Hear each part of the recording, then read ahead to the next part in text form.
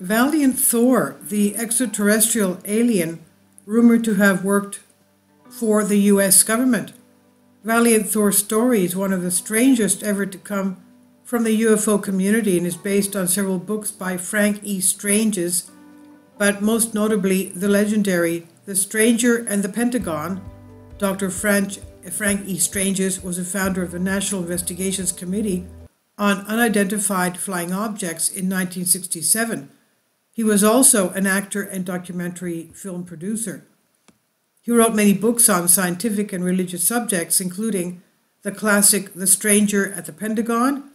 In fact, as stated in Amazon's book presentation, quote, because Thor was a real person who appeared in public on a few occasions, including at the United Nations headquarters in New York, the legend of the book has grown and indeed has become one of the most hot topics for UFO researchers in the 21st century, unquote. It's a supposed alien that looks like a human, but has some key physiological differences.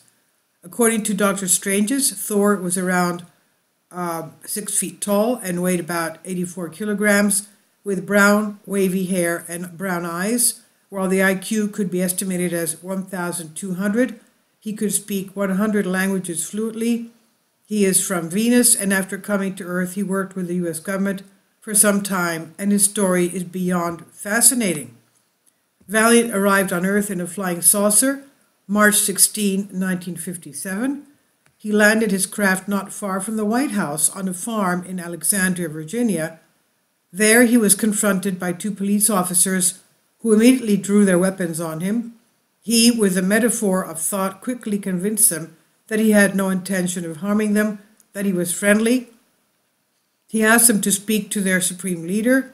They drove him into the back seat of their patrol car, and after they drove to Washington, D.C., they met with the Secretary of Defense.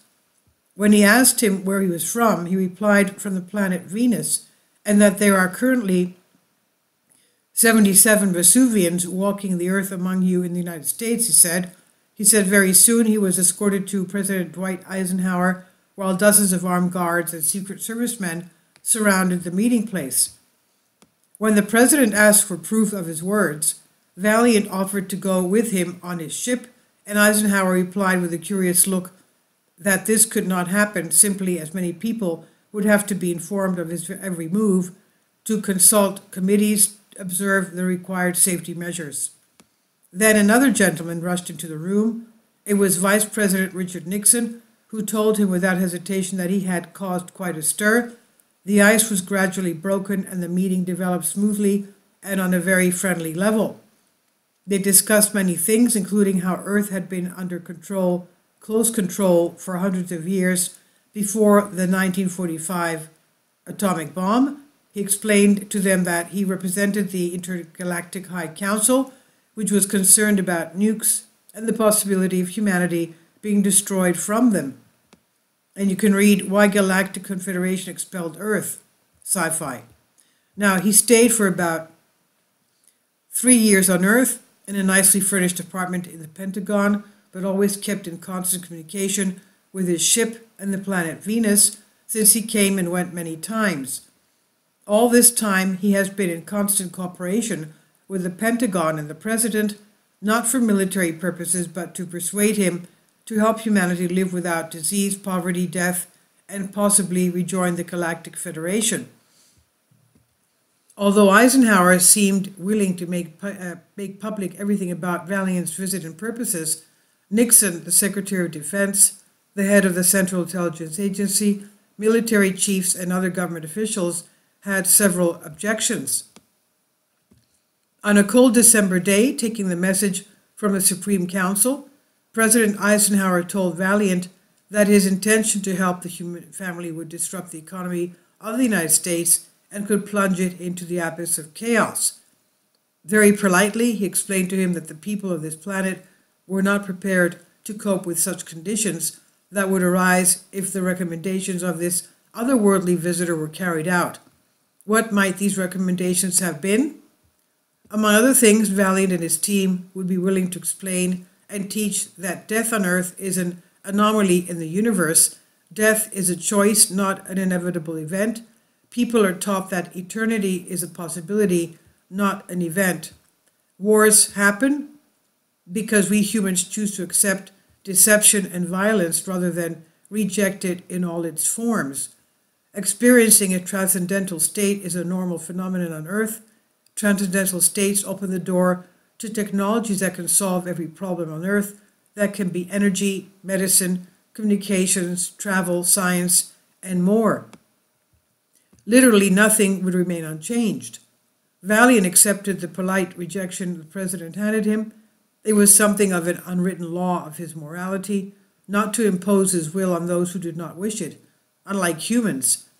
And then perhaps he thought, unfortunately it seems that when a man and those around him with so much power feel that their personal peace, tranquility, and interest can be threatened, the instinct of self-preservation kicks in and all else ends, and they remain coldly indifferent as long as the object of power, that is, the chair, is not lost.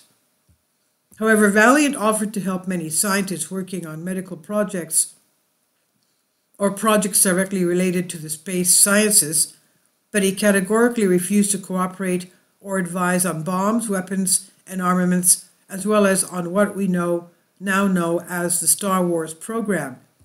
He remained on Earth until March 16, 1960, when he boarded his ship and returned to his home planet, Venus, of course. Not according to him. Of course, like you probably, a lot of people are wondering whether or not everything described by Frank E. Stranges about Valiant Thor is true or not. Among all of them, I am also. As much as I've searched, I have not found anything that clarifies the case. Even Snopes, one of the biggest disinformation tracking sites so far, when I looked again, September 20th, 2022, has not addressed this issue.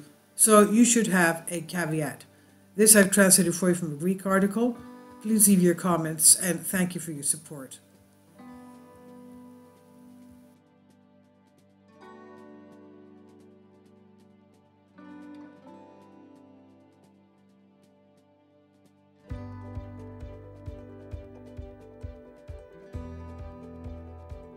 Kindly support my Patreon account.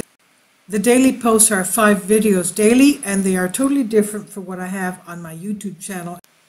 Thank you so much for your support and that you find all my content so interesting. You'll find the Patreon account details in the description box below.